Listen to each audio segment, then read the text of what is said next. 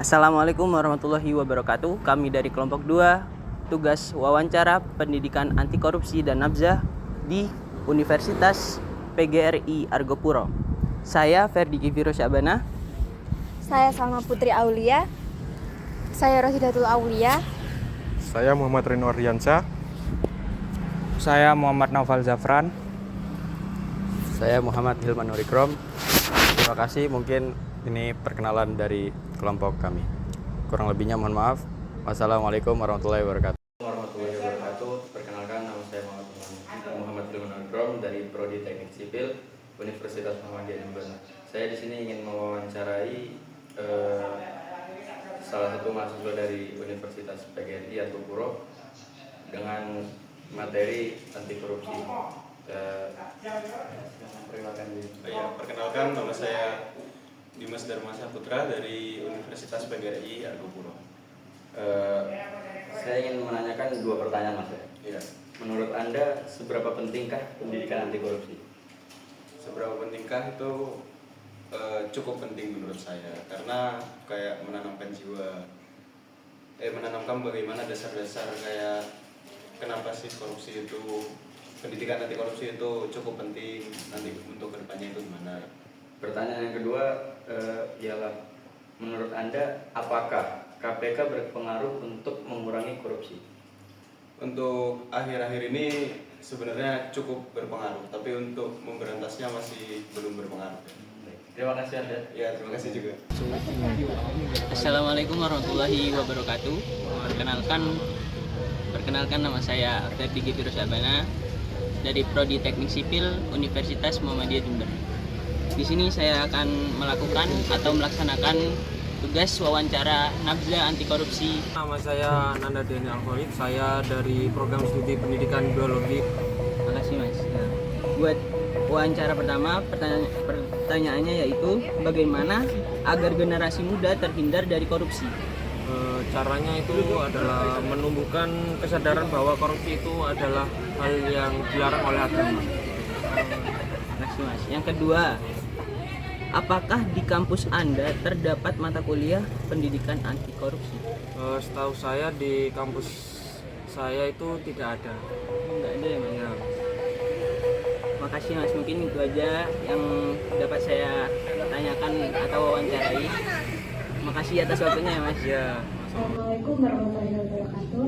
Halo Kak, kenalin dengan aku Salma Putri dari Prodi Teknik Sipil Universitas Muhammadiyah Jember. Kalau boleh minta ambil sedikit, aku mau wawancara tentang anti korupsi dan kesehatan. Saya sendiri dengan siapa? Saya Alvina Putri Aulia dari Prodi Pendidikan Masyarakat. Kalau di kampus ini ada pendidikan anti korupsi dan nabzah nggak Kak? Kebetulan nggak ada sih Kak. Menurut Kakak, penyebab mereka melakukan korupsi apa sih Kak?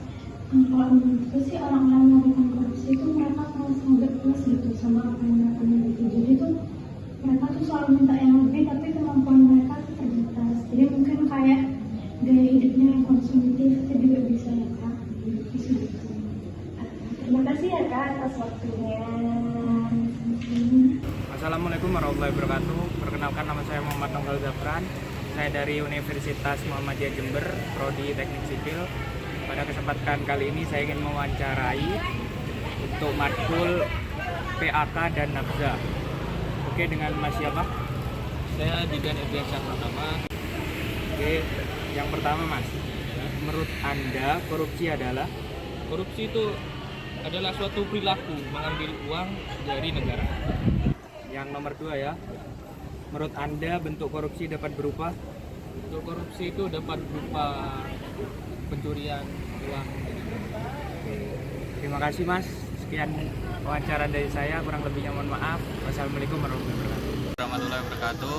Perkenalkan, nama saya Nanda Ibra Firdaus dari Teknik Sipil. Di sini saya akan mewawancarai tentang nabzah anti korupsi. Perkenalkan, nama saya Presiden Andriansyah dari Prodi Pendidikan Biologi Fakultas FKIP. Soal pertama, menurut Anda penyebab seseorang melakukan korupsi adalah? Yaitu tentang memberikan hukuman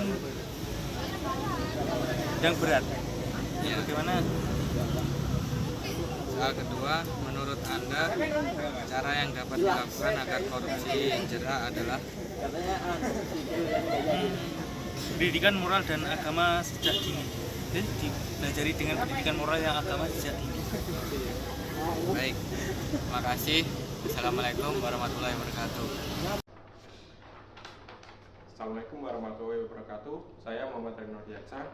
Di sini saya akan melakukan kegiatan wawancara dengan narasumber yang saya dapatkan. Tolong perkenalkan. Baik, terima kasih. Perkenalkan, nama saya Muhammad Iqbal Al-Fawaid. Saya mahasiswa dari Universitas PGRI Argopuro Jember yang disingkat sebagai Unipar. Terima kasih. Terima kasih telah menjadi narasumber saya. Selanjutnya, apakah Anda bersedia menjawab beberapa pertanyaan dari saya? Ya, saya bersedia, silakan. Di sini saya akan memberikan pertanyaan terkait beberapa hal. Salah satunya korupsi.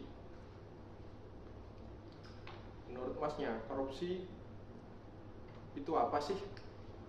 Ya, kalau terkait korupsi ya, secara garis besarnya kan korupsi itu mengambil hak orang lain yang bukan haknya, kan seperti itu. Ya, seperti itu. Jadi bentuk korupsi itu seperti apa sih? Ya, sebenarnya gini loh Mas, kalau kita lihat dari berita-berita ya juga kan, banyaknya korupsi itu mengambil dana-dana yang sudah diberikan oleh pemerintah kepada rakyat. Tapi dalam penyalurannya itu diambil sama wakil-wakil rakyat gitu. Salah satunya yang paling simpel itu dari itu Mas, kepala desa itu. Kan banyak itu Mas, kalau dilihat Mas. Jadi orang melakukan itu karena apa ya? Kira-kira ya, Mas? Ya, hasilnya karena uang Mas ya. Gimana ya Mas ya? Kalau kita lihat datanya itu Mas, dana desa itu Mas, turun dari pemerintah itu 1 M, langsung turun itu ke tangannya kepala desa. Kalau nggak dikorupsi itu, logikanya itu Mas ya, kalau nggak dikorupsi itu agak bimbang. Soalnya kan kalau yang kita gajinya kan kurang gitu Mas ya. Apalagi kalau kita mau nyalon sebagai kepala desa gitu, kita apa ya, jujur-jujur aja gitu ya, kan modalnya banyak Mas. Yeah. Kalau cuman gaji itu jangan ya nggak balik modal real. Nah, ini pertanyaan terakhir Mas. Biar orang-orang jerah, apa yang harus dilakukan ya Mas? Itu dari segi pemerintah apa masyarakatnya Mas? Dari segi pemerintah. Iya, pemerintah dulu ya. Iya. Soalnya kan implementasinya sekarang kan agak beda gitu ya. Jadi kalau menurut ide saya sendiri susah. Saya akan mencontohkan negara lain saja Mas ya. Kalau kita lihat dari negara tetangga kita yang di Cina ya kan, ketika ada koruptor di sana tertangkap dan ada buktinya juga kan, itu mereka memberlakukan hukuman mati kalau hukumannya itu berat banget. Seperti itu. Mungkin bisa dicontoh, tapi kan agak susah kan, di sini banyak hamnya, ada aktivisnya. Kalau dari segi masyarakatnya itu bisa jadi kayak sanksi sosial. Kalau kita lihat dari negara Jepang gitu ya, ada itu salah satu pejabat korup di situ memberikan sebuah klarifikasi di media sosial. Dia menyatakan meminta maaf pada masyarakat, dan apa yang dilakukan masyarakat dari atas klarifikasi tersebut itu sangat mind blowing menurut saya. Soalnya mereka itu memberikan sanksi sosial yang sangat berbeda. Bahkan beberapa masyarakat menjadikan klarifikasi itu sebagai sebuah anime atau video-video kartun gitu, yang booming sampai ke negara sebelah. Kan itu sangat gitu kan. Masyarakatnya juga memberikan sanksi sosial kepada orang-orang yang melakukan korupsi. Kalau di sini apa coba ya? Dia ketahuan korupsi malah angkat jempol gini loh Mas. Wah, parah emang. Sudah seperti itu Mas. Baik, terima kasih sudah menjawab beberapa pertanyaan dari saya. Assalamualaikum warahmatullahi wabarakatuh. Perkenalkan, saya Rohidatul Aulia dari Prodi Teknik Sipil Universitas Muhammadiyah Jember. Maaf sebelumnya kalau mengganggu waktunya Kak, izin menanyakan seputar Nakza, apakah boleh? Boleh. Dengan kakak siapa sebelumnya? Saya terlihat dari Jember. Kak, menurut kakak apa sih yang perlu dibenahi untuk mengurangi korupsi ini? Menurut saya yang perlu dibenahi adalah tatanan pada suatu pemerintahannya yang kurang transparan dan juga yang memberikan tindakan anti korupsi sejak dini. Kalau menurut kakak hukuman apa sih yang harus untuk para koruptor ini? Menurut saya dengan memberikan hukuman penjara dalam jangka waktu cukup lama dan juga dengan penyitaan aset korupsi agar memberikan efek jerah pada para koruptor. Terima kasih ya Kak atas waktunya. Iya.